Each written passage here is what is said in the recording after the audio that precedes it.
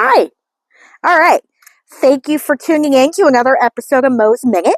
We are here at the Jackson City Cemetery, and we're visiting the graves of the miners from the Argonaut Mine Tragedy. So that sign up there, and then there's this plaque here in memory of them. All of these victims, all of these men right here, were victims of the mine tragedy. And I will tell you about that in just a minute. We're gonna walk to a grave of a particular miner.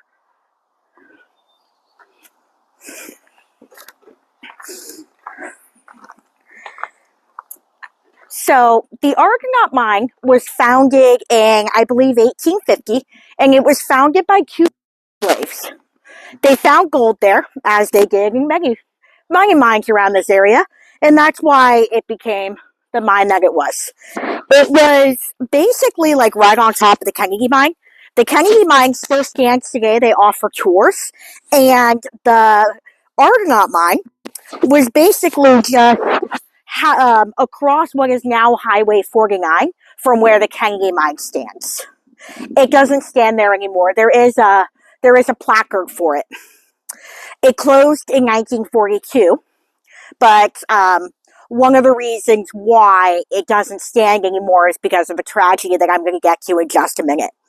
So it was, along with the Kennedy mine, it was one of the deepest mines in California. And the mining tragedy that we're going to talk about is one of the worst mining, if not the worst, mining-related disasters in California history. So, on August 17th, 1922, there were 47 miners, all of whom were immigrants, trapped in a mile underneath ground in the Argonaut mine when a fire broke out. No one knows how the fire broke out.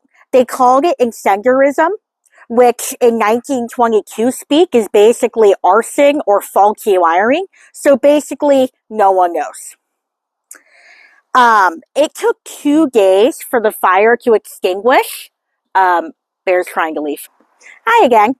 Yeah, I'm here with my trusty sidekick, Bear. She tried to make a run for it earlier, so now she's stuck here next to me. Right, Bear? Right? So yeah, there were, on August 27th, 1922, there were 47 miners stuck about a mile, just under a mile below ground at the Argonaut mine when a fire broke out. And no one knows how the fire started. I think I went through this already, but we're going to do it again. No one knows how the fire got started. They called it incendiarism, which in 1922 speak is anywhere from arson to faulty wiring. So basically nobody knows. And it took 2 days for the fire to extinguish. Even townspeople were showing up like the next day and trying to like pour water down the mine shafts to put the fire out, but nothing really worked. And it took 3 weeks. 2 days for the fire to extinguish, 3 weeks to find the bodies. What they ended up having to do was they went into the Kennedy mine tunnels because the Kennedy mine was closed because they had their own fire in 1919. And so they had to start digging out through their tunnels to try to get to the miners that were trapped from the Argonaut fire. And so it took 3 weeks to find them. When they finally got there, all of the miners were dead. In all likelihood, they didn't know this at the time, but in all likelihood, the men had probably died within just a few hours of the fire starting, considering how far below the surface they were.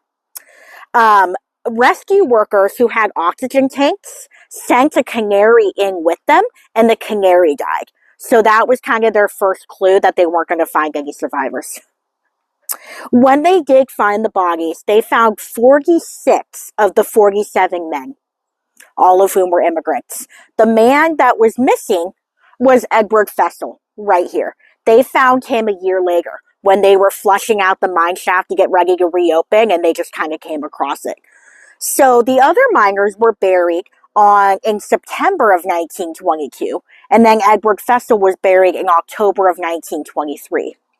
But Edward Fessel wrote a note the mine wall with the carbon from his lamp that said 3 o'clock gas getting bad. So he was later remembered for that. And he had been born in Germany in 1877 in Saxony, Germany.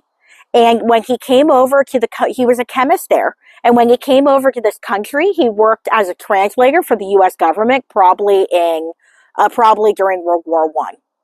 And then through his wife, his brother-in-law was one of the commanding forces on Iwo Jima during World War II. So, yeah, that's how Edward Fessel, and he was known by William, kind of became known, was for that note that he left in the mine wall. So yeah, that's a little bit about him and a little bit about the Argonaut Mine tragedy. And may they all rest in peace. Thank you.